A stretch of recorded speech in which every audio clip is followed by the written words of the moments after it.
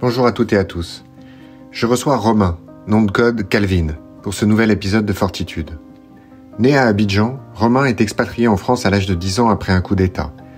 Il se destine d'abord à l'école hôtelière, mais décide finalement, alors que tout son entourage cherchait à l'en dissuader, de s'engager dans l'armée. Il fait alors un parcours sans faute, qui le conduit à intégrer la prestigieuse unité du 1er RPIMA, le premier régiment de parachutistes d'infanterie de marine. Il participe alors à de nombreux conflits, de l'Afghanistan à l'Afrique, et combat notamment le terrorisme. À l'issue d'une dernière mission au Mali, il décide de raccrocher et de changer complètement de vie. Il s'installe alors en République dominicaine, où il ouvre une salle de sport de combat. Mais ce qui devait être un paradis s'est transformé en véritable enfer. Alors qu'il revenait de quelques semaines passées en France, Romain est arrêté par la police locale et immédiatement placé en détention provisoire. Victime d'un complot, il est alors plongé dans la violence et la misère carcérale. Il n'est pas enfermé, comme on pourrait l'imaginer, dans une cellule de quelques personnes, et son enfer ne s'est pas limité à la privation de liberté. Il était enfermé avec plus de 200 autres co-détenus, sans aucune forme d'hygiène ou de sécurité. Contraint de se battre, physiquement, chaque jour pour sa survie, son plus âpre combat est finalement psychologique. Comment lutter quand on vous retire toute forme d'humanité et d'espoir ? Il finit par vouloir mettre fin à ses jours. Ce qui le sauvera, outre la bienveillance d'un co-détenu, c'est finalement le refus de l'injustice et de faire souffrir ceux qu'il aime, notamment son père. Il décide alors de continuer à se battre et parviendra finalement à sortir de cet enfer. Son récit est inénarrable. Il ne peut être qu'écouté. Avec beaucoup de générosité et de sincérité, Romain nous emmène au plus profond de son âme et nous donne une leçon de résilience sans pareille. Romain, bonjour. Bonjour Nicolas. Merci d'avoir accepté mon invitation. Je précise pour ceux qui nous écoutent que c'est un enregistrement que l'on fait vraiment à distance pour le coup, puisque tu te trouves actuellement en République dominicaine. Voilà, ce qui va expliquer que de temps en temps, on va entendre des petits oiseaux sympathiques qui vont se joindre à nous pendant l'échange. Alors, on va commencer par te présenter. Tu es un ancien du 1er RPIMA. Pour ceux qui ne sont pas familiers avec les unités et cette unité en particulier, je vais essayer une explication et puis tu me corriges bien évidemment si je me trompe. Bien sûr. Donc c'est le premier régiment de parachutistes d'infanterie de marine, qui est l'héritier des SAS britanniques. Correct. Puisque je crois même que la devise du 1er RPIMA est la même devise, en tout cas en français. Voilà, qui ose gagne, voilà, who dares win, voilà. Et donc c'est cet héritage de la Deuxième Guerre mondiale, puisque pour ceux qui sont un petit peu férus d'histoire, la résistance française, enfin en tout cas les militaires qui étaient expatriés en Angleterre pendant la Deuxième Guerre mondiale ont reçu des formations justement par les SAS, et c'est notamment certains d'entre eux qui nous ont fait l'honneur de débarquer en Normandie. C'était la quelques centaines de soldats français qui ont débarqué notamment en Normandie, pas que bien évidemment, mais notamment en Normandie. Donc c'est une unité qui est prestigieuse, pas que d'un point de vue historique, mais encore aujourd'hui, c'est une unité qu'on peut qualifier d'élite, qui est réservée à un tout petit nombre. Donc tu as fait ça pendant une grande partie de ta vie, et aujourd'hui, donc comme je l'expliquais tout à l'heure, tu vis en République dominicaine, où tu as monté une salle de sport de combat, c'est ça ? Oui, j'ai monté. Donc, je me suis expatrié il y a 2 ans. J'ai fêté mon anniversaire il y a le 1er février. On va faire un petit retour en arrière, enfin pas petit d'ailleurs. On va remonter vraiment au début. Donc, tu es en sachant que on s'est connu par l'intermédiaire d'un ami en commun qui est Teddy Palassi, qui a écrit ce livre, enfin qui a dirigé cet ouvrage dont j'ai déjà parlé à plusieurs reprises sur Fortitude, qui est un livre qui recueille des témoignages de profils très variés au sein des unités d'élite françaises, que ce soit dans l'armée, dans la marine, dans la police, la BRI, etc. Et donc c'est à cette occasion que j'ai pu découvrir ton parcours, et je me suis bien évidemment reposé sur ton témoignage pour reprendre un peu le fil de ta vie et de ta biographie. Donc tu es né à Abidjan, d'un père espagnol et d'une mère ivoirienne, c'est ça ? Alors mon père est pied noir d'origine espagnole. D'accord, pied noir d'origine espagnole. Et ma mère était ivoirienne. Je parle au passé puisqu'elle est décédée, mais ça fait quand même un beau mélange. Donc je suis né en Côte d'Ivoire, dans la ville d'Abidjan. où j'ai passé 11 ans de ma vie et j'ai dû être expatrié suite à le premier coup d'État qu'il y a eu.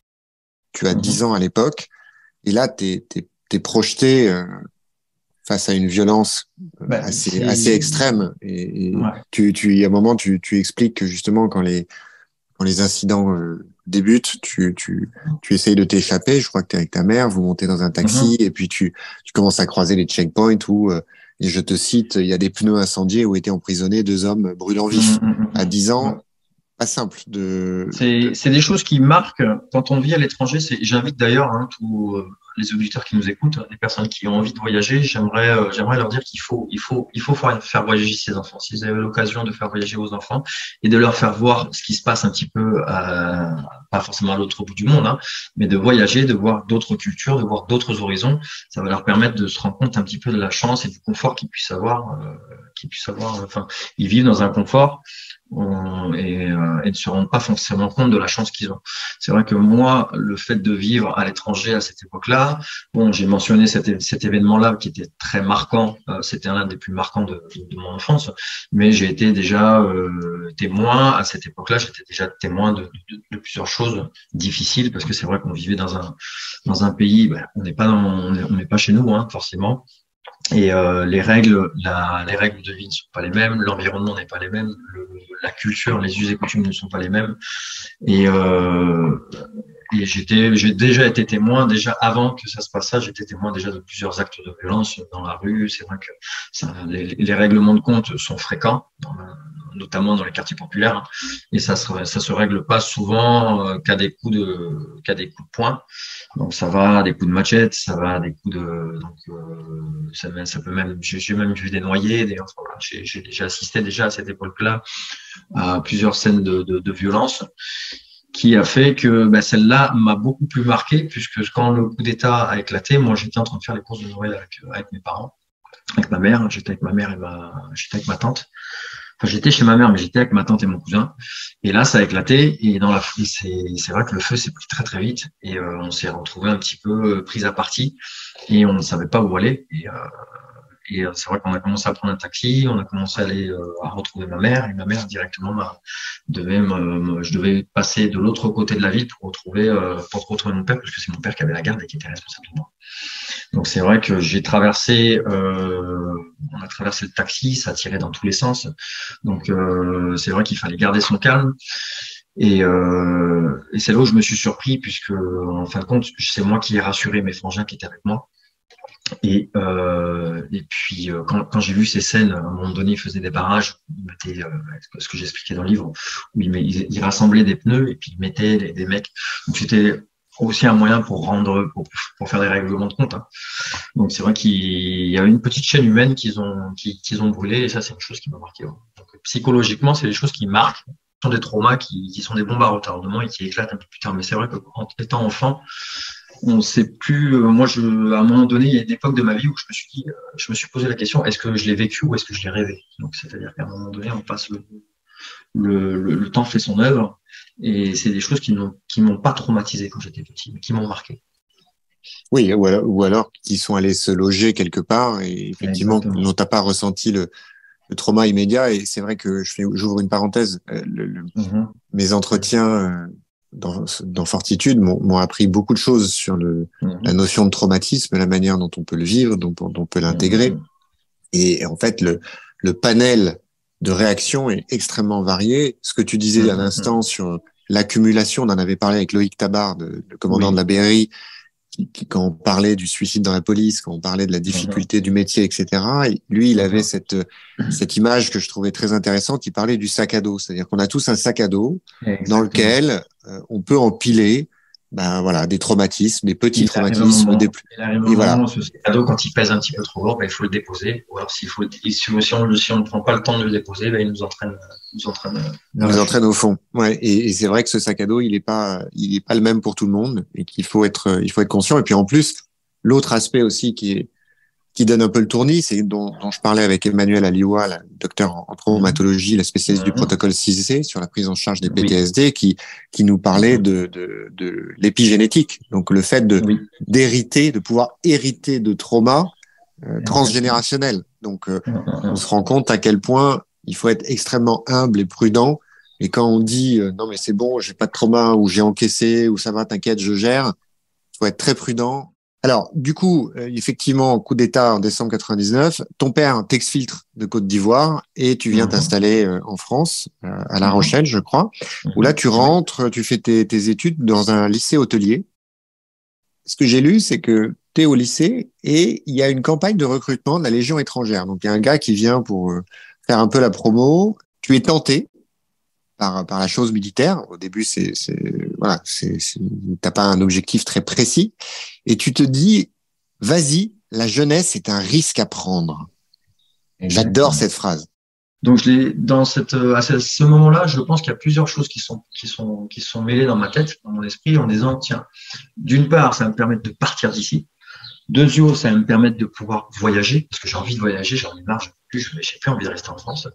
Tout simplement pas parce que la France me plaisait pas, hein, c'est juste que j'étais dans une société, avec une culture qui était loin de celle dans laquelle j'avais grandi. C'est vrai que quand tu es expatrié, tu as une vie un petit peu où tu as plusieurs nationalités, tu as vraiment un melting pot qui est assez important. Et du coup, les us et coutumes aussi ne sont pas pareils. Donc, c'est vrai que j'avais un peu cette culture africaine. Et je me sentais pas à ma place. Donc, ça a été l'occasion de me dire, tiens, je vais pouvoir partir.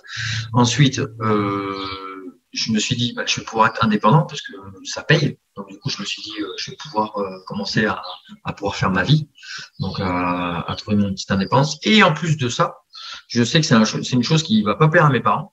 Donc, si par la même occasion, je peux les embêter par rapport à ça, ben, en fait, ça m'a pris comme une envie d'aller aux toilettes. Je me suis dit, tiens, je vais faire tout ça. C'était un mélange de tout ça.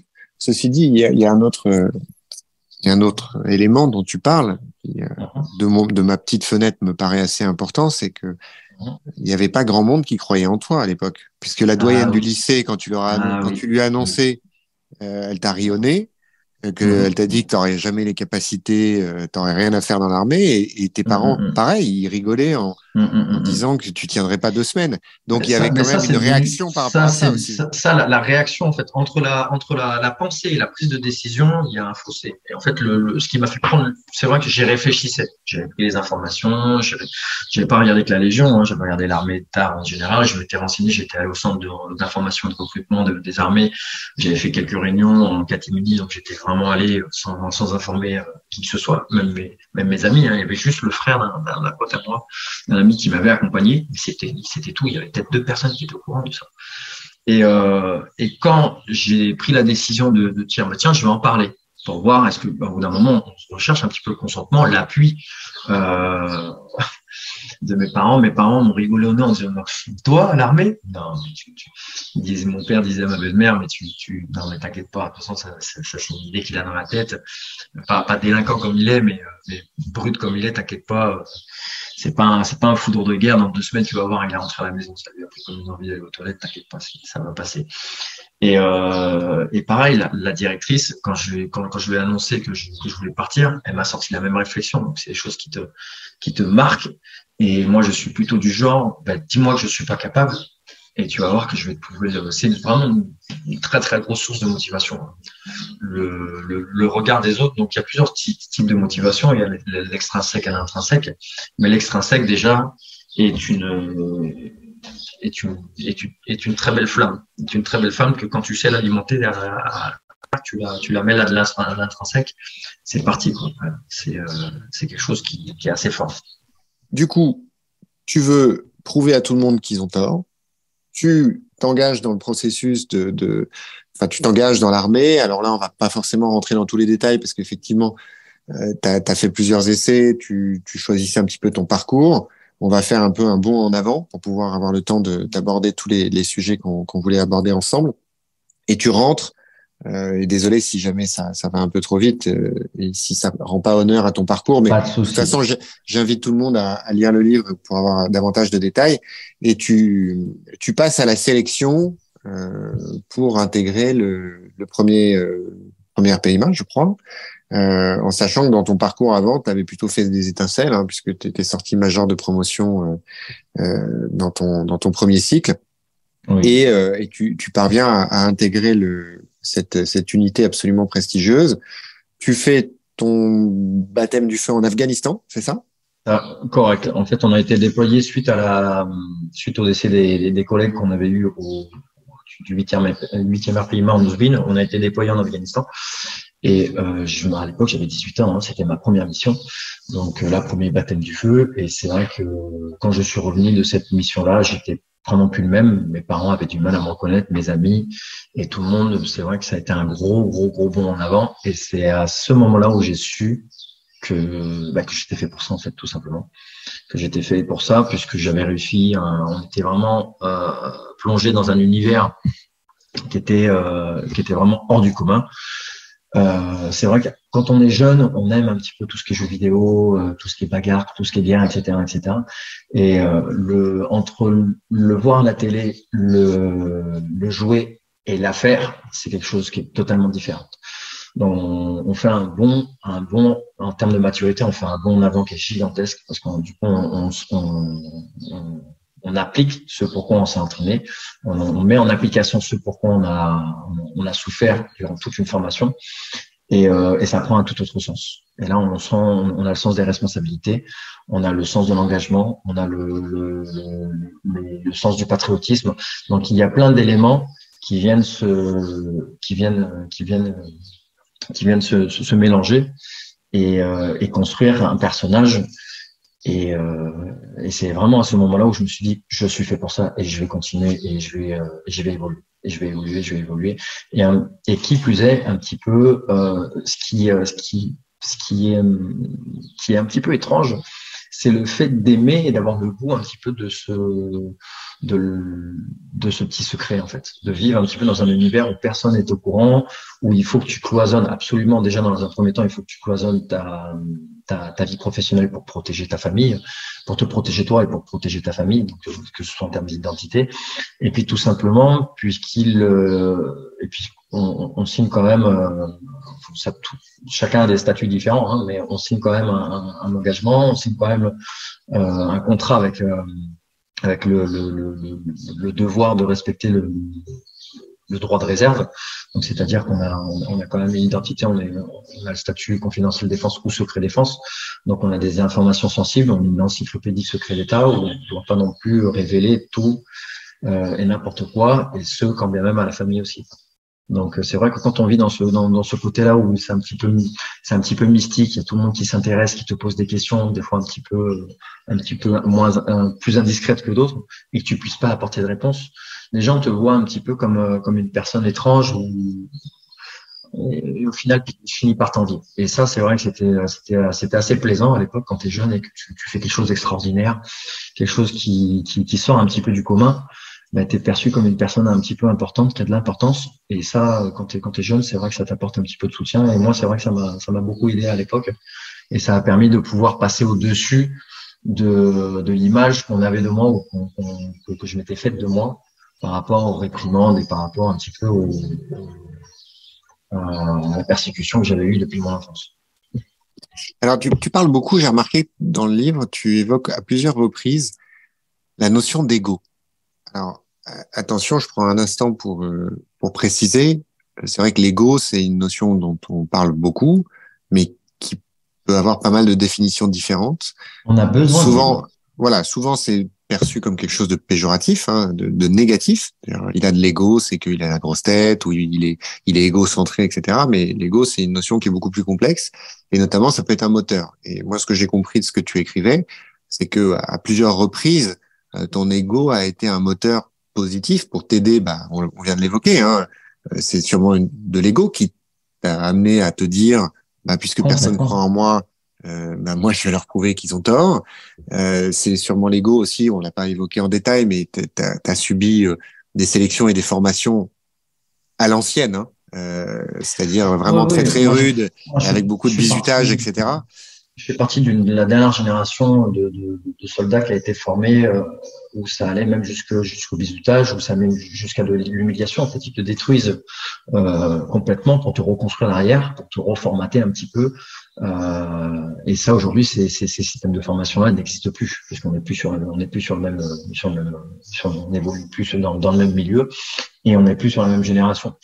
Donc ça aujourd'hui, ça fait plus foi. Mais c'est vrai que t'es forcément confronté à l'ego, et l'ego, nous, on nous l'enseigne aussi, qu'il faut quand même, on fait quelque chose d'extraordinaire, on apprend, on a une palette de compétences qui est quand même extraordinaire, on est vraiment formé à des formations, à l'instruction, on nous amène à faire des choses qui vont au-delà du commun des mortels. Donc c'est vrai qu'on est toujours en train de pousser, on est toujours en train de jouer avec les limites, ou alors pousser les limites là où on pensait pas qu'elles existaient, etc., etc. Donc c'est vrai. Donc on est un petit peu et on nous formate un petit peu comme ça, on nous forme en disant qu'on fait partie de l'élite, on est la crème de la crème, etc., etc. Donc c'est vrai que ça flatte un petit peu ton ego et tu te sens un petit peu supérieur. Mais on nous apprend aussi que l'ego est une arme à double tranchant, donc il faut faire attention. Il faut pas se transformer et il faut avoir autant d'ego, il faut autant de fierté que d'humilité. Donc c'est vrai qu'on joue un petit peu avec cette balance-là, où on est capable du meilleur comme on est capable du pire. Et bien là, c'est pareil avec l'ego. On a un ego surdimensionné, mais on a aussi une humilité qui est surdimensionnée. Ce qui m'intéresserait, là où j'aimerais t'entendre, c'est parce qu'on a entendu ton parcours enfant, on vient d'évoquer cette notion d'ego. Et tu viens d'évoquer le fait que, notamment, ton baptême du feu en Afghanistan a révélé des choses chez toi, t'a transformé. Et comment tu évalues, comment tu expliquerais ce qui tient de ce que tu étais dès l'origine, ce qui était vraiment dans ton ADN, ton héritage génétique, même peut-être ton enfance, et la part qui a été instillé par l'institution, par tes camarades, par l'adversité, bien évidemment, l'adversité de ta sélection, de ton entraînement et des missions que tu as eues. Je suis toujours très curieux, finalement, de faire ressortir, parce que je te pose la question, mais j'ai une petite idée en tête, mais je suis toujours très curieux de faire ressortir comment les épreuves de la vie, quelles qu'elles soient, peuvent aider à nous améliorer, quoi, à nous dépasser, bien évidemment, mais à se construire différemment qu'on aurait pu le connaître dans une vie classique. En fait, si tu veux, ce baptême du feu là, cette situation-là, quand j'étais sur la montagne en Ouzmine et que ça commençait à tirer de partout et qu'on avait les appuis aériens, etc., etc. Donc c'était quelque chose qui était assez violent. Et surtout à cet âge-là, on prend conscience. Moi, ce qui s'est passé dans ma tête, la première question que je me suis posée, c'est est-ce que je suis prêt, jusqu'où je suis prêt à aller. Encore une fois, on est sur ce jeu avec les limites, etc., etc. Et je me suis rendu compte que j'étais prêt à perdre la vie pour me battre pour une cause, parce qu'au final, on se bat pour une cause, hein, pour me battre pour une cause que j'accepte pas forcément. Hein. De toute façon, c'est une mission. On m'a dit, je me suis engagé, j'ai signé, et je défends les valeurs de la France. Et jusqu'où je suis prêt à aller. À ce moment-là, je me suis dit, je savais que j'étais prêt à aller jusqu'à perdre ma vie pour pouvoir justement défendre des valeurs, mais surtout défendre mes camarades. Et quand tu acceptes ce fait-là, et tu te dis, ok, là, tu prends une toute autre conscience et l'importance qu'a ce mot abnégation. Et tu te dis, au final, j'ai fait ça pour moi, j'ai fait ça pour me glorifier, pour me grandir, pour me valoriser.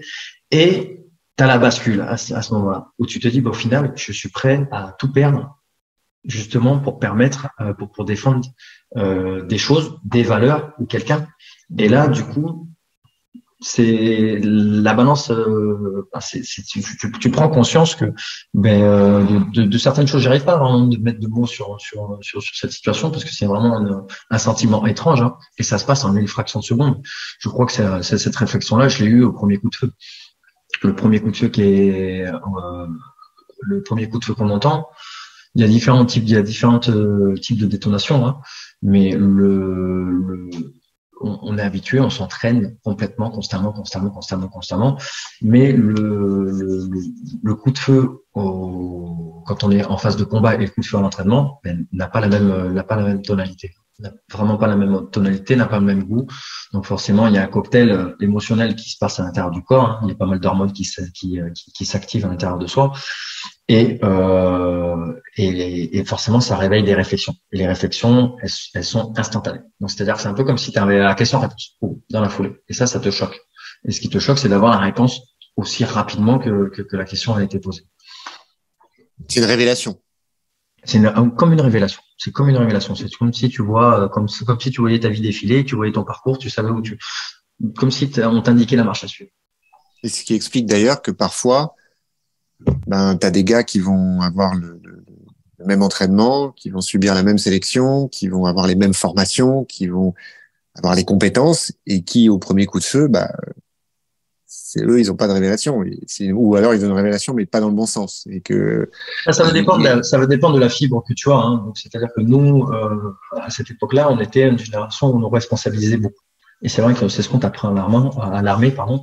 On te responsabilise dès tes premiers pas, dès que t'es jeune bleu, petit soldat, on te donne énormément de responsabilités pour voir un petit peu comment tu vas supporter à la pression et comment tu seras amené à prendre des décisions dans les situations difficiles. Donc, on te donne énormément de responsabilités, on te met dans des situations avec des casse-têtes chinois, dans le sens où comment tu vas réagir. Et tout ça, ça te stimule, ça te forme, ça t'instruit un petit peu à prendre des décisions fortes, des décisions difficiles dans des moments difficiles. Et c'est comme ça que du coup, progressivement, tu gagnes en assurance, tu gagnes en force mentale et tu gagnes en aguerrissement, etc., etc. Et que en fait, tout simplement pour être prêt le jour J, on te met même à l'entraînement, on fait des entraînements dans lesquels on se rapproche le plus possible des situations réelles pour vraiment ne pas créer de contraste. Le jour où ça arrivera, forcément, ça arrivera. Je me rappelle, je vais te donner un exemple où un jour en Afghanistan, on était sur une montagne, on devait appuyer le général qui devait aller faire qui va prendre contact avec dans un campagne, avec un chef de tribu, et avec une journaliste qui était là. Donc je me rappelle à l'époque, c'était Laurence Ferrari qui était là. Et moi, j'étais tireur d'élite à l'époque. Et j'étais sur la montagne en face et on devait monter un appui. Et en face, dans ma surveillance, on était en pleine surveillance. Et il y avait un groupe de talibans qui était en évolution, qui se mettait en place, donc qui commençait à se mettre en place pour pouvoir tendre une embuscade, etc., etc. Et en fait, le soir même, j'avais pas eu plus d'informations. Hein, donc je vais pas revenir sur les détails de cette mission. Mais le soir, ça a commencé un petit peu à péter dans tous les sens. Donc c'est vrai que, et moi, je me suis réveillé, j'ai mis mes jumelles de vision nocturne sur le nez, et j'avais mon chef d'équipe qui était à côté de moi et qui dit, oh non, t'inquiète pas, c'est pas pour nous. C'est pas pour nous. J'ai dit, comme ça, c'est pas pour nous, c'est en train de tirer dans tous les sens quand même. Il me dit, non, mais regarde en face. Et je regardais dans la montagne en face, et c'est vrai qu'il y avait beaucoup de faisceaux laser, beaucoup de désignations laser. Il y avait un C-130 Gunship qui faisait des rondes en ciel et qui était en train de pilonner la montagne. Et je regardais ça un petit peu comme si tu regardes un écran de télévision, un film, et puis je me suis endormi tranquillement.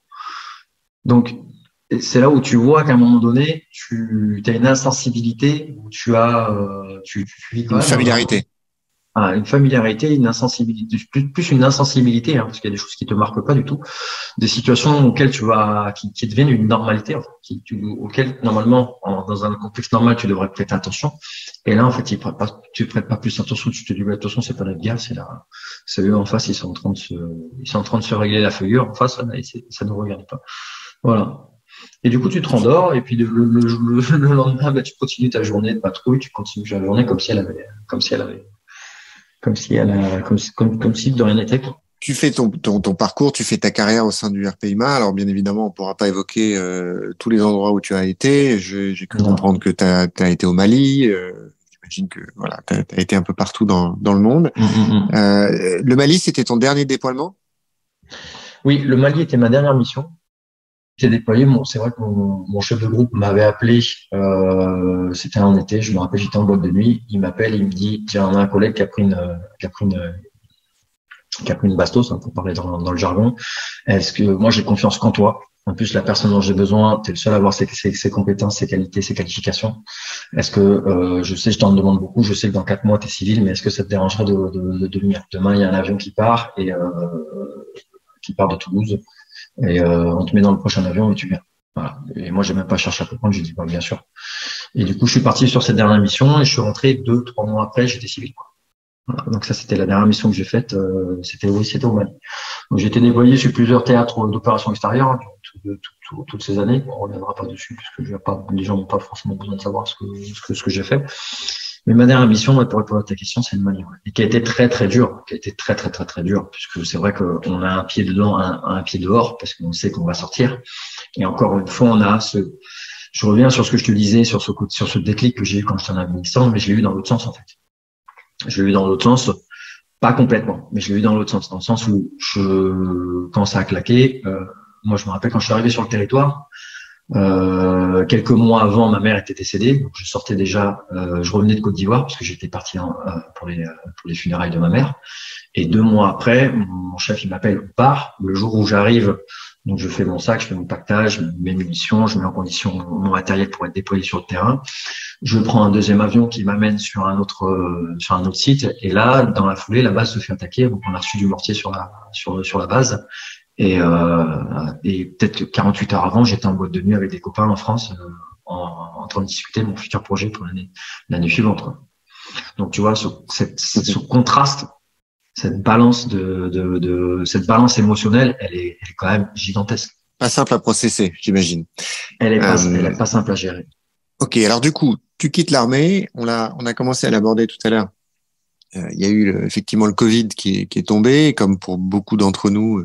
C'est l'occasion de se poser des questions, de remettre un peu les choses en perspective, de chercher le soleil aussi, et puis des endroits où le masque est pas forcément obligatoire. Et tu décides du coup de t'expatrier en République dominicaine, qui est un pays en plus que je connais bien et je comprends bien l'intérêt d'y aller, surtout à l'époque d'ailleurs. Et donc tu t'installes là-bas pour monter ton activité. Tu montes ta salle de sport. Et alors là, on va faire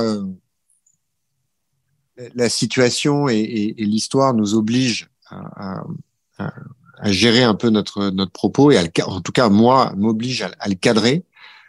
Donc j'explique à ceux qui nous écoutent que on va pas aborder l'origine et les causes de ce qui t'est arrivé pour le coup que tu vas nous raconter.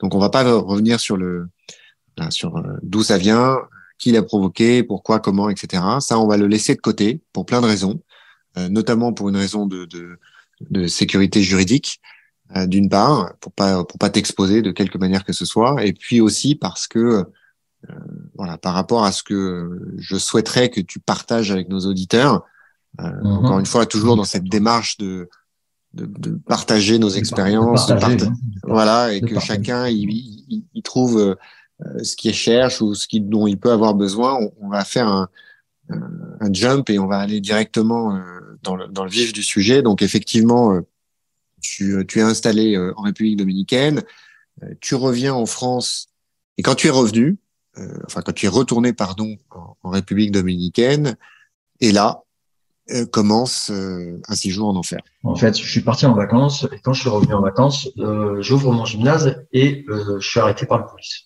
Donc ils me viennent, ils me mettent le menottes, ils me convoquent au commissariat. Donc je leur dis gentiment que j'ai pas besoin de menottes, hein, que je sais ce qu'il est. Il est à 50 mètres du gymnase, le commissariat. Et ils me disent que quelqu'un m'accuse de violence conjugale et je dois comparaître. C'est un peu comme l'équivalent d'une comparution immédiate. Hein, comparution immédiate, on parle comparution immédiate au tribunal. Donc là, on est convoqué au ministère public, donc la fiscale, comme ils appellent ça ici, pour justement m'expliquer. Donc moi, j'atterris de vacances, je ne sais pas ce qui se passe, je ne sais pas ce qui, à l'époque, hein, avant de partir en France, je m'étais séparé de mon ex-compagne.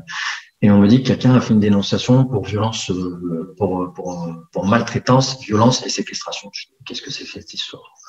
Donc du coup, on me met les menottes dans le dos, on me charge dans la fourgonnette, sirène pimpante. Donc c'est vrai que c'est quelque chose qui choque quand on a passé toute sa vie à combattre le terrorisme et à se battre pour des valeurs, pour des lois, et se retrouver avec les menottes dans le dos et être chargé comme une vulgaire mule et amené comme le pire des criminels devant une magistrate. Et là, j'arrive devant la magistrate, au niveau de la fiscale, la magistrate, et il y avait déjà un avocat qui m'attendait. Mais moi, j'avais pas d'avocat parce que j'ai jamais rien fait dans ma vie, jamais. Et en fait, c'est vrai, quand tu te retrouves dans cette situation-là, tu te sens un petit peu désarmé, démuni. Mais par rapport à mon passé, par rapport à tout ce que j'ai vécu, je garde mon sang-froid. Vous savez, quand t'as rien à te reprocher, tu dis non, c'est pas possible, c'est une mauvaise blague. Il y a quelqu'un il y a une caméra cachée ou ça doit être un pote qui me fait une mauvaise surprise. Et là, non, c'est sérieux. Et parce que je vois cette personne-là qui rentre dans la fiscale. Moi, l'avocat qui était là, je ne le connaissais pas du tout, il me dit oui, donc je suis au fait de ta situation, on m'a prévenu, voilà, je suis maître un tel, je vais pouvoir prendre ta défense, etc., etc. Je dis bon, oui, bah, on va voir. On va parler honoraire d'abord, parce qu'il me dit oui, mais moi, mes honoraires, c'est tant, etc., etc. Donc, je dis ok, alors. Je suis dans la salle d'attente et là je vois entrer cette personne-là avec son avocat et là on me montre ce qu'on appelle l'expediente, donc le dossier, et là je vois les photos de cette personne-là avec du maquillage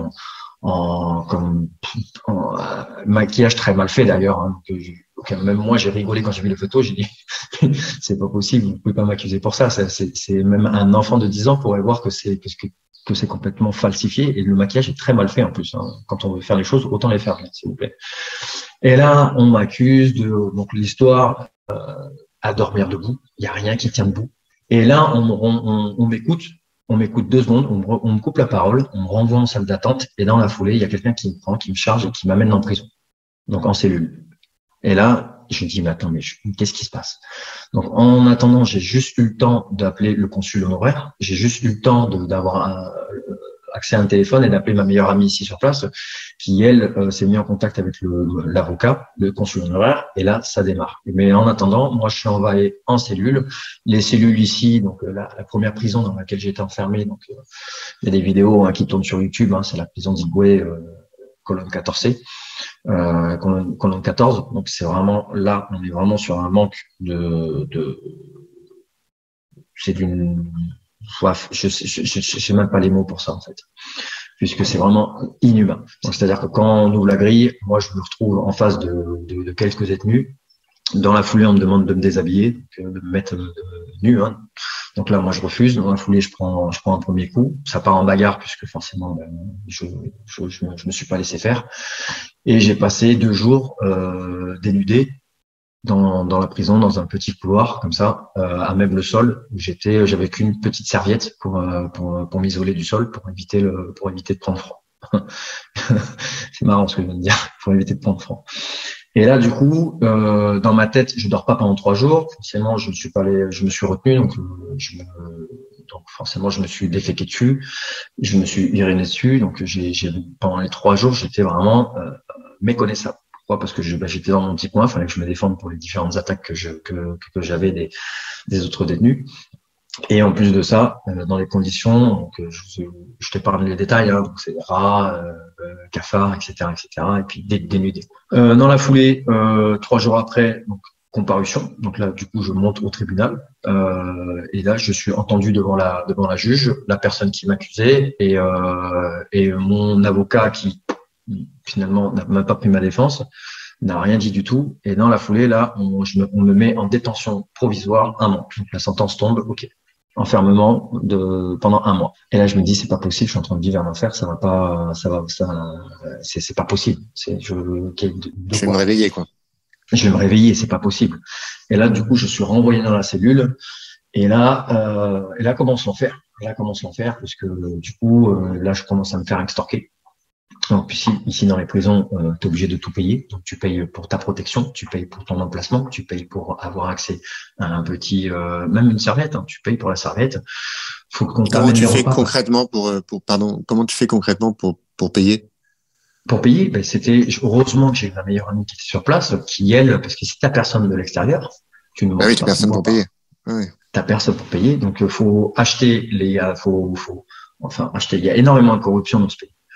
Donc, il faut payer pour tout. Il faut payer pour passer. Il faut payer pour manger. Donc, moi, c'est ma meilleure amie avec mon meilleur ami d'ici qui m'a amené à manger.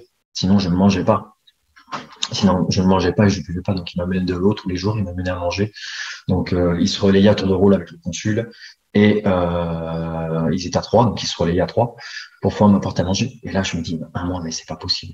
Donc, du coup, le motif qui a été... Pourquoi ils m'ont mis en détention provisoire, c'est que soi-disant mon avocat avait essayé de corrompre, avait essayé de dire tiens avec $3 000 je peux acheter la liberté de mon client.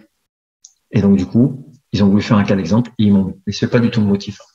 En réalité, je veux pas dénoncer les faits aussi, etc. ce qui s'est passé, mais en fait c'est une machination qui est très très bien ficelée, qui est très très bien montée et qui a été préparée pendant un mois. Moi, j'étais en vacances en train de me relaxer. Et du coup, forcément, qui est préparé a plus de chances de réussite que celui qui n'est pas préparé. Donc, du coup, le processus continue. Donc, on essaie de chercher des appuis, ce qu'on appelle les pressupostos. On essaie de pouvoir essayer de démanteler un petit peu cette machination. Mais lorsqu'on est en fait d'accusation, d'accord, lorsque j'étais à l'intérieur de la prison, je suis perçu comme coupable. C'est un système qui fonctionne un petit peu comme à l'américaine, c'est à côté coupable jusqu'à preuve du contraire.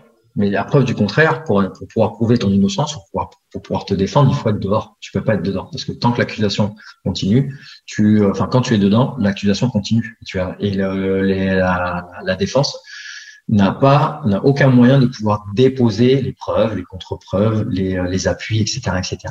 Donc, tu es obligé d'attendre la nouvelle date de l'audience pour pouvoir justement prouver aux yeux de la justice que tu n'es pas une menace tant pour la personne qui t'accuse ou tant pour la société. Donc, tu peux être mis en liberté. Tu peux avoir une mise en liberté conditionnelle ou une mise en liberté le temps d'un prochain jugement. Donc, du coup, après un mois, donc, je vais pas revenir. Mais donc, dans l'intervalle, excuse-moi, dans l'intervalle, comme vous étiez organisé avec tes amis, le consul, etc., tu avais réussi à payer les gens qu'il fallait pour ne plus être attaqué, ou t'étais à peu près protégé? On avait payé. Non, c'est mes amis qui m'ont prêté de l'argent pour justement payer les personnes qui faisaient pression. Donc, à savoir que les conditions de sécurité sont très, très, très, c'est très dangereux. Hein. C'est vraiment très, très dangereux. Pour te dire, pour que moi je te dise ça, c'est vraiment que on arrive quand même à un stade assez élevé. J'ai passé toute une carrière à évoluer dans des environnements très hostiles. J'ai fait des missions très très dangereuses. Donc je me suis retrouvé dans des situations qui n'ont ni queue ni tête. Mais là, pour que je te dise ça, c'est vraiment que c'est vraiment très très dangereux. Donc tu risques ta vie. Et on te rappelle que ta vie, elle ne vaut rien du tout et qu'à n'importe quel moment, tu peux la perdre. Tout simplement pour un regard, je sais pas, on t'apporte à manger, tu veux pas partager ton repas, tu prends un coup de couteau, par exemple, ou tu prends un coup de machette, etc., etc. Donc c'est des choses qui. Et comment tu faisais pour, ça peut paraître complètement un peu trivial comme question ou déplacé, mais enfin d'un autre côté, personne peut imaginer ce que tu as vécu, donc forcément, ce sera jamais parfaitement adapté comme interrogation, mais quand tu te retrouvais seul ou la nuit qu'est-ce qui t'a aidé le plus à tenir? Ton entraînement, ton expérience? Alors, c'est mon expérience. Si j'avais pas eu l'expérience que j'ai eue, je pense que je serais pas là aujourd'hui. Je pense que je serais pas là aujourd'hui. Et encore, j'ai eu énormément de chance parce que je vais avoir énormément j'ai d'humilité, hein, donc j'ai pas peur de pouvoir en parler. Ils se sont un petit peu alertés, ils se sont rendus compte un petit peu de l'ampleur je te parle de la partie adverse, hein, de l'ampleur un petit peu ça les a apeurés un petit peu quand j'ai commencé psychologiquement à aller pas bien. Parce que c'est vrai que parce que j'ai évolué vraiment dans un environnement qui est particulier, l'environnement, le milieu de la délinquance, et en plus la délinquance ici n'est pas la même délinquance que l'on retrouve chez nous. C'est vraiment un milieu et c'est un univers à part entière. Et quand tu n'es pas familier à cet environnement et à ce milieu-là, tu peux pas trouver ta place. Tu sais pas où est ta place et tu ne peux pas trouver ta place. Parce que tu te dis, pour quelqu'un, quand tu as fait quelque chose de mal, encore à la limite, tu as joué avec le feu, qui ose gagne mais qui perd paye. Tu vois ce que je veux dire? Donc si tu te dis un petit peu, allez, j'ai joué avec le feu, bon c'est pas grave, j'ai perdu, du coup je paye un petit peu.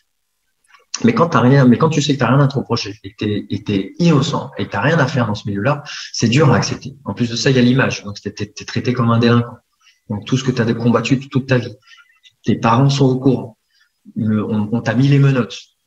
Tu vis en cage. Donc, c'est-à-dire que j'étais dans une cellule, hein, où on était environ, la cellule faisait 85 mètres carrés, on était 244.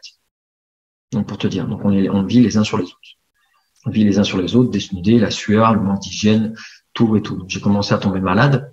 J'ai commencé à avoir pas mal de problèmes de peau, éruptions cutanées, donc pas mal d'allergies, etc. Difficultés respiratoires, et je t'en passe. Beaucoup de problèmes d'hygiène, je commençais à avoir des problèmes de santé. Et en fait, si tu veux, à un moment donné, j'étais au plus bas. Tu dors pas la nuit, tu te bats tous les jours, tu luttes, tu sais pas ce qui t'est arrivé demain, tu sais pas où tu vas en fait, parce qu'on t'a dit que la prochaine audience est dans un mois, mais déjà tu sais pas ce qui t'arrive, on te met là, t'es torsionné en fait. C'est comme ni plus ni moins. Je vais comparer ça à une prise d'otage. Et c'est une prise d'otage. Parce que t'es dans un milieu, t'es en milieu captif, t'es en captivité. Tu ne vois pas le jour. T'as le seul repère temporel que tu peux avoir, c'est le jour qui vient sur les barreaux de la cellule. Et du coup, et ça parle pas ta langue. En plus de ça, moi, j'ai eu la chance d'avoir une grosse faculté d'adaptation suite aux compétences que j'ai depuis mon parcours professionnel, qui m'a fait que je me suis adapté très très vite. Donc j'ai appris l'espagnol en 2 ans depuis que je suis ici. Donc ça m'a permis de pouvoir coacher et travailler ici. Mais c'est aussi ce qui m'a sauvé, parce que j'ai su m'adapter. Donc j'ai su m'adapter, j'ai su apprendre la langue, et j'ai su apprendre les codes un petit peu de la rue, un petit peu le langage banlieusard qu'on peut retrouver ici en République dominicaine n'est pas le même que le langage que tu vas retrouver dans un environnement un petit peu plus avec une classe sociale un peu plus aisée, quoi, tu vois. Donc voilà, ça m'a sauvé un petit peu, mais jusqu'à un moment donné où j'étais fatigué. Psychologiquement, j'étais fatigué, physiquement, j'étais fatigué, je commençais à avoir des problèmes de santé. Et pour moi, qui ai eu cette mentalité-là un petit peu de choisir, j'ai jamais aimé être contrôlé. Jamais. Et là, on te contrôle, en fait. Tu te dis qu'il y a des gens qui contrôlent ta vie. Et là, je commence à tomber un petit peu dans des idées sombres, des idées noires, et j'en pouvais plus. J'étais fatigué psychologiquement, et en fait, je voulais que ça s'arrête. Et comme je savais pas quand est-ce que ça allait s'arrêter, je me suis dit, c'est moi qui choisis. J'ai toujours eu le contrôle de ma vie, j'ai toujours eu le droit de décider, j'ai toujours manié ma vie comme j'avais envie de la faire. Et si j'ai décidé comment j'allais la vivre, j'ai décidé comment j'allais la terminer. Et c'est vrai que j'ai commencé à aller pas bien psychologiquement. Et puis les jours passaient, et là j'ai pris la décision de mettre fin à mes jours, en fait, tout simplement. Je me suis dit, de toute façon, je sortirai jamais d'ici. La seule façon pour sortir d'ici, c'est les pieds dehors. Et je me suis dit, je prends la décision, je vais mettre fin à mes jours. Et quand c'est venu un petit peu aux oreilles des matons, aux oreilles des autres prisonniers, aux oreilles des matons, etc., un petit peu, tout le monde a commencé à s'alerter. Et là, j'ai été transféré. C'est pas une vocation. J'ai été transféré dans une prison, dans un pénitencier, une prison de haute sécurité, qui s'appelle la prison Anahuia, à Higüey, qui était à peu près 1 kilomètre. Donc c'est là où on m'a mis dans un environnement où les conditions d'hygiène étaient mieux, mais les conditions de sécurité pires. Il y avait environ, à l'époque où j'étais, c'est toujours aujourd'hui, tu peux retrouver des vidéos sur différents canaux comme YouTube, par exemple, et où il y a environ 2 émeutes par semaine. Et là, à l'intérieur, tout le monde est armé, et ça tire tous les jours, ça envoie des coups de couteau tous les jours, ça se bagarre tous les jours, machette tous les jours, etc., etc. Et je me dis, mais c'est pas possible, mais je me suis dit, je vais mourir ici, en fait.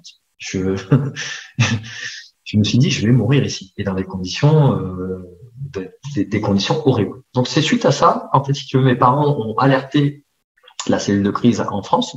Donc on a alerté le Quai d'Orsay. Et c'est là où un petit peu la France un petit peu a été sensible un petit peu au cas. Donc je reviendrai pas là-dessus non plus dans les détails, c'est pas le but. Mais j'ai eu le soutien de la France dans le sens où j'ai eu énormément de soutien. Et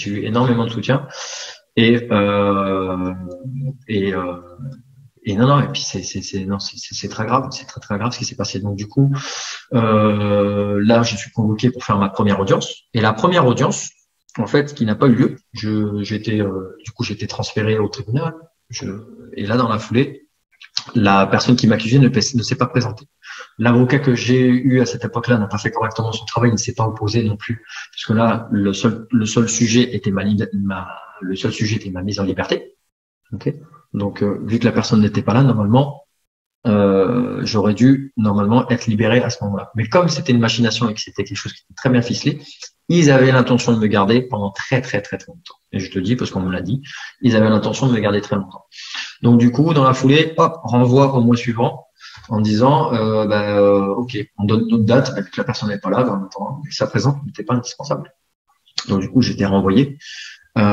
Puisque cette personne-là présentait un certificat médical disant qu'elle pouvait pas assister à l'audience parce qu'elle avait des problèmes de santé et qu'elle s'est excusée qu'elle pouvait pas assister. Mais du coup, j'ai été renvoyé sur un autre mois. Donc, du coup, je fais mon deuxième mois. J'ai passé 72 jours au total en captivité. Et puis voilà, je fais une pause parce que je vais boire un Ah petit oui, coup bien quand sûr. même. Parce que émotionnellement, c'est encore prenant. Et en fait, si tu veux, c'est ce qui les a alertés. En fait, cette tentative de suicide les a alertés. Et en fait, j'ai été sauvé par un détenu, en fait, si tu veux, je vais te raconter la scène. C'est vraiment particulier ce qui se passe dans le cerveau, dans la tête, quand tu acceptes. Là, c'est encore une autre sensation. Quand j'étais sur le terrain, donc dans mon expérience passée, dans ma vie passée, où tu sais que tu risques ta vie, tu sais que tu risques de la perdre, mais tu sais pourquoi tu le fais. Tu as choisi, en fait. Tu vois, tu l'as choisi dès le départ et tu en es conscient dès le départ. Et le fait d'être contraint de la perdre, c'est autre chose. Et en fait, je l'ai accepté et je me suis dit, bon, tu sais quoi, à un moment donné, je suis obligé de le faire. Je suis obligé de le faire parce qu'il n'y a que comme ça que je vais pouvoir sortir. Et moi, vivre en captivité, c'est quelque chose qui m'insupporte. C'est quelque chose qui était vraiment invivable. Mais quand je te dis invivable, invivable. Et en fait, t'es nu comme un verre, t'as pas de moyens, t'as pas ci, pas ça, il y a que les capots, en fait, les chefs à l'intérieur qui ont des couteaux, machin, tout, mais et à un moment, j'ai essayé tous les moyens. J'ai essayé la carte bleue, enfin la carte, il y avait une carte qui traînait. J'ai essayé la feuille de papier. J'ai commencé à essayer différents outils pour essayer de m'ôter la vie et ça marchait pas. Et un jour, je vois un miroir. Enfin, je vois un petit bout de miroir cassé qui était dans un retranchement, enfin dans un coin d'une pièce. Et je pense que le détenu qui était bienveillant, le détenu avec qui j'étais le plus souvent, en fait, qui était à mes côtés, l'a vu, en fait, il l'a vu dans mon regard. Et je te jure que j'ai regardé ça comme si je venais de trouver un chocolat. J'ai regardé ce petit bout de miroir comme si je venais de trouver un chocolat. Tu sais, l'histoire de dire, waouh, tu sais, la délivrance, enfin, je vais pouvoir partir. Tu vois, enfin, je vais pouvoir, c'est bon, ça s'arrête. Tu vois, un peu comme si c'est bon, quoi, j'étais libéré. Tu vois. Et ça, dans la foulée, il m'a vu, il me l'a retiré des mains, et là, je suis reparti. Là, je suis reparti en enfer parce que il m'a dit non, tu peux pas faire ça. Elle a essayé de me raisonner, etc., etc. Mais c'est vrai que c'était compliqué. C'était vraiment très très compliqué. Émotionnellement, c'était compliqué. Te dire que tu vas perdre la vie parce que t'en as pris la décision, hein, mais de te dire que tu vas t'ôter la vie parce que c'est la seule moyen de retrouver la liberté. Là, t'atteins un degré qui est quand même assez fort. Quand même. Là, c'est très très fort, très très fort. Et dans la foulée, là, je te parle de ça, c'est la première prison. La deuxième prison, j'étais enfermé dans une cellule où il y avait à peu près 1500 détenus. Donc on était par pavillon, c'est des quartiers, il y avait 4 quartiers. On était 6 par cellule et il y avait à peu près 24 cellules dans chaque pavillon. Et j'étais avec des Russes, un Polonais et il y avait un Ukrainien aussi, je crois. Aussi. Donc eux, ils étaient là. Donc il y en a qui sont là pour viol, qui sont là pour meurtre, donc ils sont là pour financement du terrorisme. Il y en a qui sont là pour il y a de tout. Il y a vraiment de tout. Et toi, t'es au milieu de tout ça. Tu te dis non, c'est pas, non, c'est pas vrai. C'est une blague. Donc en fait, là, je suis reparti encore dans un état dépressif. Mais ça allait encore. Mais ça allait puisque mes parents ont pris l'avion et ont fait le déplacement pour pouvoir venir me voir et pour m'apporter du soutien. Et ça m'a redonné un petit peu, ça m'a redonné de la force. Le fait de voir mon père pleurer, pour la première fois de ma vie, j'ai vu mon père pleurer et c'est la première fois que je crois que mon père m'a dit je t'aime. Ça m'a fait très très mal. Ça m'a fait très très mal et encore à l'heure d'aujourd'hui, ça me fait mal. Mais ça m'a donné aussi de la force. Excuse-moi. Mais ça m'a donné aussi de la force. Ça m'a donné de la force en disant, ça a créé un petit peu l'effet inverse, dans le sens où je dis, non, ils ont pas le droit, en fait. Ils ont pas le droit. Ils ont pas le droit de faire ça à mes parents. Ils ont pas le droit de faire ça aux gens que j'aime. C'est pas possible. Et en fait, ils ont failli réussir à me pousser à bout. Et je dis, ça, c'est pas possible. Et je suis revenu un petit peu sur cet état d'esprit combatif, que j'ai eu quelques années en arrière, mais là, qui était vraiment surdéveloppé. Dans le sens, on dit, il faut que je me batte. Il faut que je me batte pour obtenir justice. Il faut que je me batte, pas pour ma vie, parce que ma vie, déjà, j'ai joué avec pendant un certain nombre d'années. Donc, je sais pas où est-ce que je vais la perdre. Mais en tout cas, c'est pas aujourd'hui, c'est pas ici que je vais la perdre.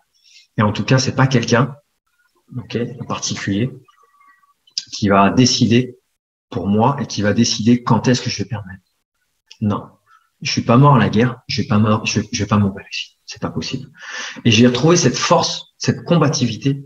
Et en fait, le fait de voir mon père me regarder comme si, en me disant, mais, en me redonnant confiance, en fait, si tu veux. Donc, c'est-à-dire que, en me redonnant confiance en moi, en voyant sa faiblesse par rapport à son impuissance face à la situation, je lui ai dit, mais attends, mon père, j'ai toujours vu comme un idole, je l'ai toujours idolâtré, j'ai toujours vu comme un repère, comme un rock. comme un rock, comme un mentor. Pour moi, mon père, c'est mon exemple. Et le voir aussi bas, je dis, c'est pas possible. Et je revenais un petit peu à cette situation, ce fait de situation que j'ai vécu quand j'étais dans ce taxi-là. Et en Côte d'Ivoire, où ça pétait dans tous les sens, où je voyais ma tante qui était apeurée, où tout le monde avait peur dans le taxi. Et je me suis dit, mais et j'avais envie de perdre le contrôle. Mais je me dis, si je perds le contrôle, je vais mettre ceux qui sont responsables de moi dans une situation encore beaucoup plus complexe. Beaucoup plus complexe qu'elle n'est déjà. Donc, j'ai un devoir de responsabilité, j'ai le devoir de rester sage pour pouvoir justement pas créer un effet de panique, etc., etc. Exactement la même situation, je me dis, mais non, le fait de voir mon père dans ça, non. En aucun cas, je dois reprendre le contrôle, je dois reprendre le contrôle de ma vie, je dois reprendre le contrôle sur la situation et je vais me battre, pas seulement pour ma vie, mais je vais me battre pour obtenir justice et pour sortir de cette situation, c'est pas possible. Je peux pas leur donner raison. Et en fait, tout ça pour une poignée de dollars. Parce que tu te rends compte que ta vie, en fait, elle est estimée en dollars. Parce que l'objectif de tout ça, c'est une machination, c'est une tentative d'extorsion. Donc, tu es mis en captivité pour te pressionner et te torsionner, pour te soutirer le maximum d'argent possible. Donc, il y a une négociation qui est mise en cours dans la partie adverse pour pouvoir justement obtenir un point de pression. Donc, la prison est un point de pression, on t'enferme, mais dans des conditions déplorables pour te faire craquer. Donc, c'est un peu comme une prise d'otage, hein. C'est pareil, on te met dans des conditions pour te faire parler, en fait. Et là, on te met dans des conditions très, très difficiles pour pouvoir t'extorquer. Et donc, du coup, négociation qui commence à être faite. Donc, c'est l'erreur qu'a fait mon premier avocat et qu'elle n'a pas fait mon dernier avocat. À rentrer dans une négociation en disant, oui, on veut 35 000 $, sinon, il sort pas. Tu vois, on te dit ça texto, mot pour mot. 35 000 $, sinon, il sort pas. Comment ça, s'il sort pas? Et là, dans la foulée, je dis, moi, je ne payerai jamais. Vous pouvez me laisser un an, je mourrai ici, je ne paierai jamais. Il est hors de question que je paye pour quelque chose que je n'ai pas fait. Hors de question. Et donc, du coup, c'est une machination qui est très, très bien faite, hein. Du coup, si tu rentres dans cette négociation-là, c'est un petit peu, si tu payes, c'est le début de la fin. Si tu payes, c'est le début de la fin parce que du coup, comme c'est un pays qui est très corrompu et tout le monde mange un petit peu à tous les niveaux, donc, pareil, je suis pas là pour dénoncer, je suis pas là pour dénoncer qui que ce soit ou appuyer sur qui que ce soit, hein. Mais, en gros, si tu payes, dans la foulée, le ministère public peut continuer les poursuites contre toi. C'est pas parce que tu as payé pour avoir le désistement de la plainte. En fait, tu payes pour que la personne retire sa plainte. Mais dans la foulée, le ministère public peut continuer les poursuites contre toi. Donc, du coup, les gens peuvent se dire, tiens, si eux, ils ont touché de l'argent, pourquoi moi, je toucherais? Donc, du coup, ils te remettent en prison jusqu'à ce que tu payes, jusqu'à ce que tu sortes une main devant, une main derrière et qu'on t'oublie à l'intérieur, tout simplement. Donc ici, il y a pas mal de violations au niveau de la loi. Moi, ce qui m'a vraiment mis la puce à l'oreille en me disant je ne sortirai jamais, c'est que normalement, j'ai étudié un petit peu le code pénal quand j'avais largement le temps, hein. J'ai eu accès à des supports, j'ai eu accès à des téléphones un petit peu quand t'es en prison. Donc je me suis documenté. Surtout, hein, j'étais même jusqu'à rechercher, quel est le temps d'hémorragie pour une séance taillade de l'éveil, quoi. Comment créer comment on appelle ça, une crise cardiaque, quels médicaments nous permettent de pouvoir. Enfin, j'étais vraiment parti sur des recherches. Vraiment, je pense que celui qui a récupéré le téléphone après moi, qui va ouvrir le moteur de recherche Google, il va prendre peur. Mais je reviens sur la partie ce qui m'a mis la puce à l'oreille, c'est qu'en fait, il y a des personnes normalement, quand j'ai étudié le code pénal, qui dit que quand tu es remise en détention provisoire, c'est en moyenne 3 mois minimum, et ça peut aller jusqu'à 1 an pour le cas le plus grave. Et en fait, tu peux avoir des révisions de cas, tu passes en audience préliminaire qui vont te permettre de pouvoir réviser ta condition ou pas, ta mise en liberté conditionnelle ou pas. Donc en fait, moi, j'étais avec des personnes qui étaient détenues déjà depuis 2 ans, 3 ans en préventive. Donc je me dis, mais c'est pas possible, normalement c'est 1 an le maximum. Quand tu as des personnes autour de toi qui te disent Et que, à un moment donné, j'ai commencé à me mêler avec les autres détenus et à parler, à m'intéresser un petit peu au cas de chacun. Et quand t'en as un qui te dit, ouais, mais moi, je suis là 1 an, mais je suis pas passé en jugement. L'autre, il te dit, ouais, je suis là, ça fait 2 ans. Mais 2 ans de quoi? Mais 2 ans de préventive. Ah, mais t'es pas condamné encore? Non, non, ça fait 2 ans que je suis là. L'autre, il te dit, ça fait 3 ans. Tu te dis, mais attends, mais combien de temps je vais rester, moi? Et, le cas pour lequel on m'accusait, moi, est l'un des cas les plus graves, en fait, ici. Donc, vaut mieux même commettre un homicide que être accusé de mon chef d'accusation. Donc, moi, j'étais accusé pour violence conjugale. Voilà, je le dis très bien, j'ai pas peur de le dire. Violence conjugale, c'est prestation et maltraitance. Waouh! Et en fait, ici, c'est perçu comme le droit le plus, comme le cas le plus grave. Voilà, tout simplement. Donc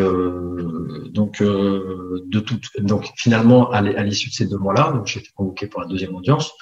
Et là, avec plusieurs appuis, mon avocat qui a très bien fait son travail, j'ai pu obtenir ma mise en liberté conditionnelle. Donc là, je suis en liberté conditionnelle. J'attends la future date de l'audience qui devra arriver. Donc, mais le fait d'être en liberté me permet de pouvoir déposer et de pouvoir prendre ma défense et déposer les preuves, les contre-preuves et tous les éléments de l'enquête qu'on a qui vont réussir à déterminer que c'est une machination et que c'est una trampa, comme ils disent ici.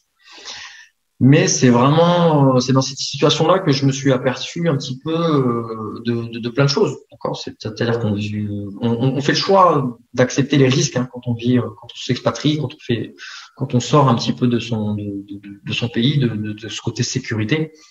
On se rend compte qu'en France, on est vraiment chouchouté, on est vraiment bien traité dans tous les sens du terme quand on vit à l'étranger. Moi, j'ai toujours su, parce que j'ai toujours voyagé par le cadre de mon travail, de ma profession passée. Mais le fait de vivre à l'étranger, d'être expatrié, c'est là où on se rend compte qu'on a énormément de chance en France. On a énormément de chance en France. Mais on accepte les risques. Mais de là à aller jusque-là, c'est quand même fort. Merci. Enfin, je suis un peu à court de mots. Mais, en tout cas, merci merci pour ce témoignage. Enfin, voilà. Merci pour le témoignage et le partage. Et j'ai tout à fait conscience que c'est pas simple de se replonger là-dedans. C'est pas de se replonger, je te coupe Nicolas, c'est pas de se replonger, c'est d'être plongé dedans, parce que je suis toujours oui, bien sûr. Que moi au quotidien, je ne suis pas encore sorti d'affaires. Tu vois ce que je veux dire? Donc si je me dis que déjà pour un truc aussi sordide et aussi nul, pardon du mot, mais c'est nul, je te donne le dossier.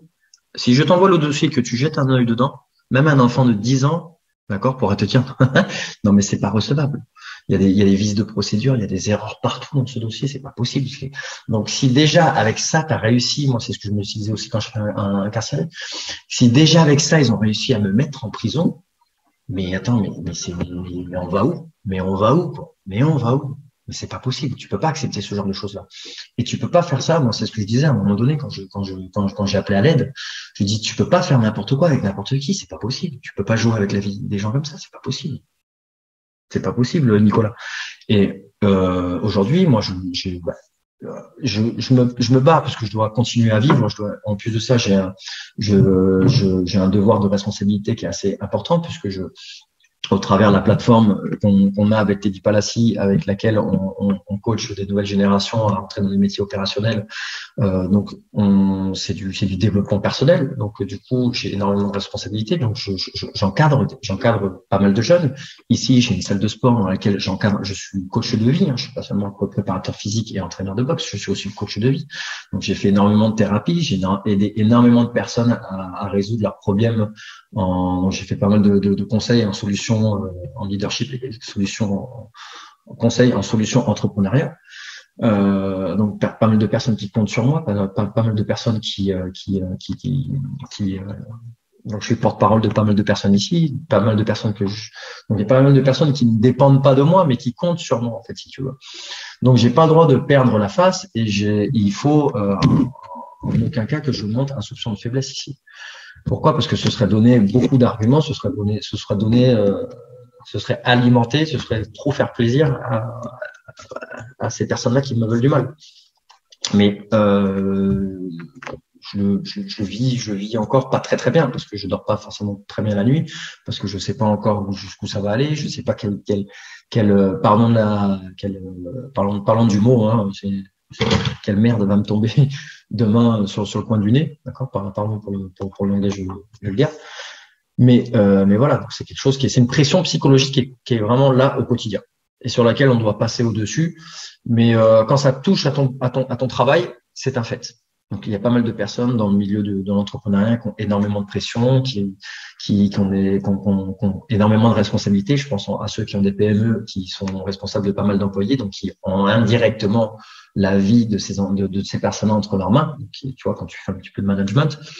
Mais là, c'est une pression vraiment qui est très très forte, quoi. C'est une pression qui est au quotidien, qui ne touche pas ta société ou ton entreprise.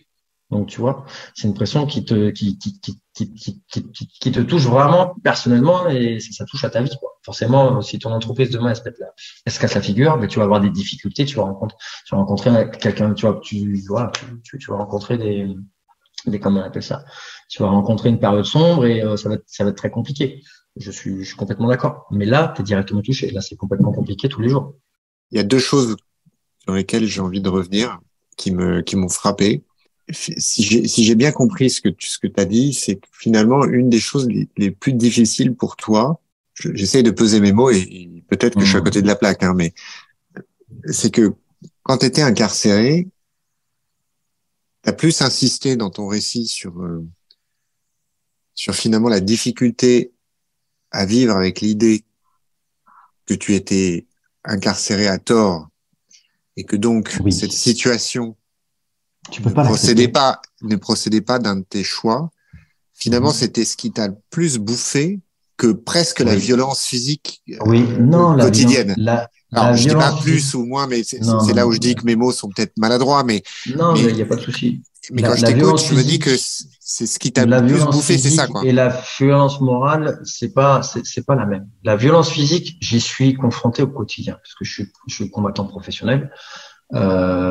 J'ai été amené à livrer différents combats dans ma vie, donc parfois au péril de ma vie. Donc c'est pas la violence physique, c'est pas ça. C'est pas un problème parce que ça, je devrais me battre encore demain, etc., etc. C'est plus le fait c'est cette pression, cette violence morale, en fait. Je pouvais pas accepter d'être incarcéré à tort. Comme je t'ai dit, quelqu'un qui a fait une bêtise, il a joué, il se dit, au bout d'un moment, je peux payer. Je dois payer. Aujourd'hui, je paye. J'ai joué, j'ai perdu. Je paye. Mais quand t'as rien fait et que tu te retrouves accusé, que tu te retrouves en plus traité comme le pire des délinquants, et t'es avec des mecs qui financent le terroriste, et tu te dis, mais attends, c'est une humiliation, donc je me suis senti vraiment humilié, lynché, insulté, et ça pire que ce que j'ai vécu par le passé. Et ça, tu peux pas l'accepter. Quand je pense être une bonne personne, quand tu es une bonne personne et que tu œuvres pour le bien et que tu aides et que tu appuies beaucoup de personnes et que moi, je suis loin d'être parfait, je suis humain, j'ai mes défauts et mes qualités.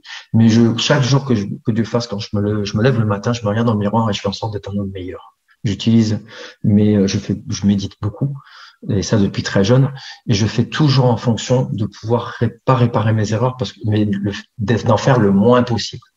Parce que les erreurs, des fois, elles sont pas réparables, mais d'en faire le moins possible. Et surtout, de ne pas faire de mal aux autres. Donc, c'est-à-dire que j'ai évolué toute ma vie dans un milieu, et je l'ai fait au péril de ma vie pour défendre des valeurs, à faire en sorte à ce que vous puissiez dormir sur vos deux oreilles. C'est pas pour que je sois traité comme c'est les personnes que j'ai combattues toute ma vie. Et quand t'es mis de l'autre côté, qui était traité, t'es vu la chance, c'est que tout le monde s'est rendu compte de la supercherie et j'ai eu un appui et un soutien que même mes parents quand ils sont venus ici sur place, ont été hyper impressionnés, ont été très choqués parce que j'ai eu le soutien de la ville dans laquelle je vis. Te donne un exemple, à l'audience, il y avait au moins une cinquantaine de personnes qui étaient dehors en train de crier mon nom avec des pancartes et je pensais les meilleurs.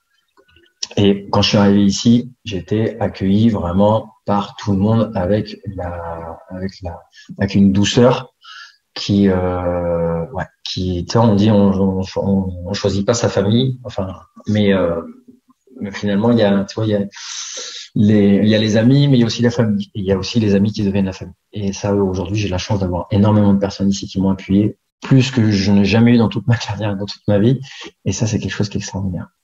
Mais pour revenir sur ce que tu disais, la chose qui m'a le plus matraqué, la chose qui m'a le plus persécuté, c'est cette image-là, en fait, ce sentiment-là. Sentiment d'être accusé à tort et d'être impuissant, ce sentiment d'impuissance, en fait.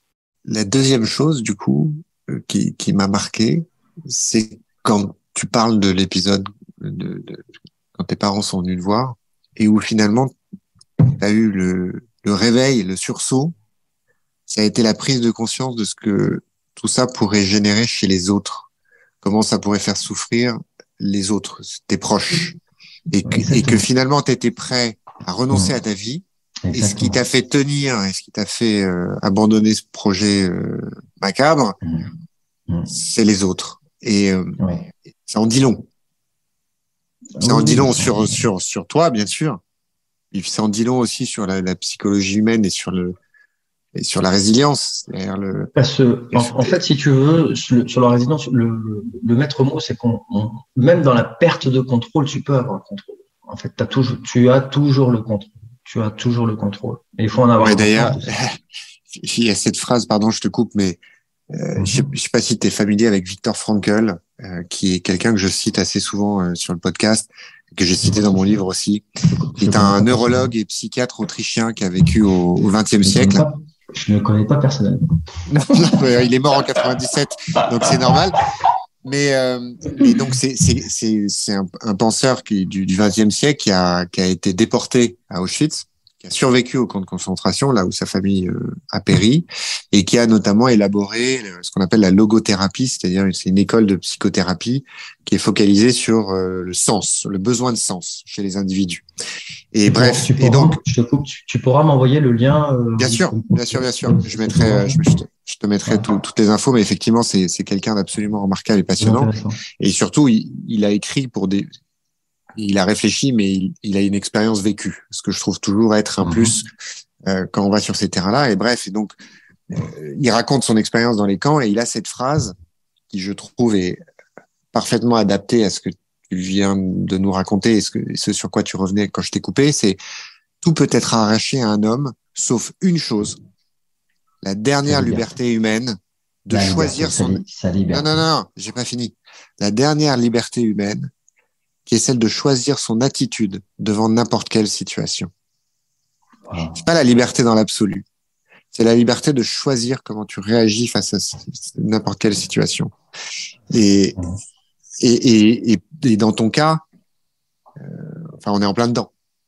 C'est-à-dire que ce qui t'a fait le plus mal, potentiellement, ce qui a failli t'achever, c'est le fait qu'on puisse potentiellement te retirer cette capacité à réagir et à choisir, mais que finalement, on peut pas te la retirer. Jamais. Non. Et que tu sois à Auschwitz ou que tu sois dans ton pénitencier en Repdom, c'est une chose sur laquelle personne peut venir. Comment tu vas réagir face à la situation? Et toi, c'est exactement ce qui s'est passé, non? C'est exactement ce qui s'est passé. C'est exactement ce qui s'est passé. Et en fait, quand tu as passé toute ta vie comme la mienne à avoir le contrôle sur les choses, parce que on t'apprend à contrôler. On t'apprend à contrôler dans un sentiment bienveillant pour faire le bien. D'accord? C'est pour ça qu'on a, le contrôle est quelque chose le contrôle et le pouvoir est quelque chose de très délicat. Très délicat et souvent on en a peur. Quelqu'un qui a du pouvoir, on en a peur. Pourquoi? Parce qu'on doute et on a une perte de contrôle et on ne sait pas jusqu'où va pouvoir avoir, quelle emprise va pouvoir avoir cette personne-là qui a plus de pouvoir. Et se sentir impuissant, c'est perdre le pouvoir, perdre le contrôle. C'est quelque chose qui est humainement horrible. C'est un sentiment qui est humainement horrible. Mais en fin de compte, tu te rends compte que finalement, le contrôle, c'est qu'une décision en fait. Moi j'étais vraiment au début j'étais attristé et après j'étais en colère et cette colère est devenue une source de motivation en me disant non, je dois reprendre le contrôle. Je dois reprendre le contrôle de ma vie, je dois reprendre le contrôle de ma situation et je dois sortir de ça coûte que coûte et quoi qu'il en coûtera. Mais par contre ça m'en coûtera pas la vie. Ça m'en coûtera pas la vie parce que l'enjeu n'en veut pas la chandelle, parce que derrière, j'ai des responsabilités, j'ai un devoir, j'ai des personnes qui comptent sur moi. Et en fait, ce serait donner raison. Et la motivation, je croyais en ma motivation première. J'avais eu contact avec mon chef de groupe. Donc, j'avais contact avec mes collègues, j'avais contact avec mon chef de groupe. Hein. J'étais aussi en contact avec pas mal de personnes. Je ne citerai pas le nom, hein, psychologues, psychiatres, hein, des personnes qui sont assez haut placées dans la hiérarchie. Mais on échangeait énormément. Donc c'est ça. Quand j'ai commencé à remonter la pente, ces personnes m'ont beaucoup aidé. Donc j'aimerais pouvoir les citer pour les remercier, mais je ne citerai pas leur nom, mais je leur remercie beaucoup. Les personnes se reconnaîtront quand ils vont. Elles se reconnaîtront. Et elles m'ont sauvé la vie. Elles m'ont sauvé la vie parce qu'elles m'ont aidé à remonter la pente et à me donner la force pour pouvoir me battre.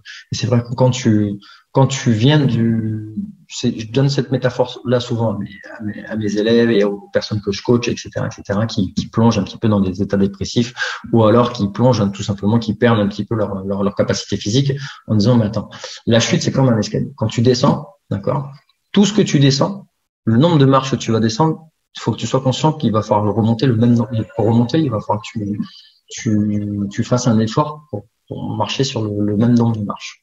Je me suis perdu un petit peu dans mes propos. Mais tout ce que tu descends, il va falloir que tu le remontes. C'est-à-dire que, en final, on te dit oui, mais moi, j'ai pas touché le fond encore. Ouais, mais le fond, il est où? Qui sait? Quand est-ce que tu sauras que tu t'auras touché le fond? Qui sait que tu vas toucher le fond? Toi-même, le premier, tu sais pas. Parce qu'un gouffre, l'enfer, c'est un puits sans fond. Et en fait, tu toucheras jamais le fond. Mais tout le chemin que tu fais vers le haut, vers le bas, il va falloir que tu le fasses vers le haut pour remonter la pente. Donc, est-ce que ça vaut le coup de descendre encore plus bas? Ou est-ce que tu devrais plutôt t'arrêter de suite et remonter de suite? Et en fait, si tu veux, ces personnes-là m'ont fait prendre conscience que, ok, si je continuais de descendre, j'allais descendre et j'allais me perdre. Et au bout d'un moment, c'est ce que je disais aussi par échange téléphonique à mes parents et que je disais aussi à mes collègues. J'ai l'impression de me perdre. J'étais en train de me perdre et je perdais petit à petit mon identité et j'avais peur de sortir et de ne plus être la même personne. J'étais en train de me perdre. Vraiment, littéralement parlant, j'étais en train de me perdre, j'étais en train de me transformer, je perdais petit à petit l'identité, je perdais toute notion de réalité, toute notion de temps, je commençais à devenir un autre personnage. Je commençais à devenir un personnage. Et les personnages que je devenais ne me plaisaient pas du tout. Et donc, du coup, ces personnes-là m'ont aidé à remonter la pente et à reprendre le contrôle. Et reprendre le contrôle. Et quand tu sens que tu reprends un soupçon de contrôle, même si tu sais que tu l'as pas totalement, mais le fait d'être combatif, d'avoir cet instinct de compétiteur, cet instinct battant, mais ça m'a sauvé. Ça m'a vraiment sauvé. Ça m'a vraiment sauvé. Et ça rejoint ce que t'as dit, c'est vraiment c'est tout à fait ça, hein, la phrase de Viktor Frankl, de Viktor Frankl. Enfin, tu m'envoies le lien, je vais me documenter. Mais c'est exactement ça. Ce que tu peux faire de pire à un homme, c'est lui enlever sa liberté, lui enlever sa dignité. Merci beaucoup pour tout ça. Bien sûr, on pourrait passer des heures à échanger tellement ces sujets sont denses et sont profonds et sont très très lourds de sens, mais malheureusement oui, malheureusement on est obligé d'achever cet entretien. Merci beaucoup Romain pour cet échange. Merci à toi Nicolas. Vraiment chouette. Merci à toi Nicolas. Et merci d'avoir partagé. J'invite bien évidemment tous ceux qui nous écoutent, si vous l'avez pas encore fait, à acheter le livre qui a été donc co-rédigé par Romain et Teddy Palassi et d'autres. Qui s'appelle Force spéciale unité d'élite. Donc restez connectés aussi, on va avoir un nouveau projet qui sort cette année. Donc là on va avoir quelque chose de très très fort. Donc je pique un petit peu, je stimule un petit peu votre curiosité.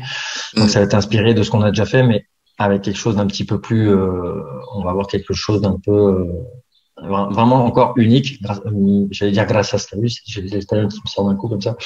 Merci à Teddy. Donc c'est vrai que Teddy est à la tête encore d'un nouveau projet et c'est quelqu'un d'extraordinaire et puis je le remercie d'avoir pris part à son aventure. Et je fais un petit peu, j'en profite pour faire un petit peu de publicité. Bien sûr, Donc, pour Force Spécial Coaching, on est une association d'anciens opérateurs des forces spéciales. On est tous issus d'une unité en particulier. Et on a monté cette association sportive encore pour réunir un petit peu tous ces parcours atypiques, pour réunir un petit peu les expériences fortes qu'on a eues et les compétences qu'on a. Donc chacun est préparateur physique, préparateur mental ou entraîneur, donc avec une discipline en particulier. Et en fait, on accorde du soutien aux jeunes candidats qui veulent se préparer et passer les concours pour entrer dans l'armée et notamment plus particulièrement dans les forces spéciales. Donc Guillaume, pour sa partie, s'est associé avec un pompier qui a monté Séquence Ops, donc il y a un manuel de préparation physique qui vise à préparer les tests armés et conventionnels. Et nous, on est préparateurs physiques, on fait du suivi, de l'accompagnement à distance, de la planification et de la programmation sportive pour justement permettre à ces jeunes-là d'aborder leurs futurs projets dans les meilleures conditions possibles. On n'est pas là pour remplacer un petit peu les systèmes de formation, donc on fait pas de formation, on fait juste du conseil. Maintenant, après, on reste juste dans notre juridiction, hein. C'est-à-dire que les jeunes sont soumis aux besoin de connaître et nous aux droits de réserve. Donc, on est juste là pour les accompagner. Merci en tout cas pour l'interview. Merci pour m'avoir écouté. Merci à tout le monde, hein, d'avoir pris le temps d'écouter jusqu'au bout l'interview. J'aurai juste un petit message à passer aux gens qui vont nous écouter. Donc, à savoir qu'il n'y a pas chaque problème est proportionnel et relatif, hein. Chacun il existe différents types de problèmes. Donc, moi, j'ai partagé un petit peu mon expérience. C'est ni plus ni moins pour certains, pour pouvoir se réconforter, dans le sens où peut-être qu'ils auront vécu une situation beaucoup plus forte en se disant, ça n'arrive pas qu'à moi. Mais surtout pour les personnes aussi qui trouvent quelques problèmes dans leur quotidien, à se dire, tiens, de l'autre bout de la planète ou à l'autre côté de la Terre, ou peut-être à côté de moi, il y a quelqu'un en fait qui a vécu quelque chose assez fort, et en fait mes problèmes ne représentent rien à côté des problèmes d'une autre personne. Donc en fait, il faut vraiment, chaque problème appartient, chacun a ses problèmes. Encore chaque situation est particulière et correspond à chaque personne, à chaque situation.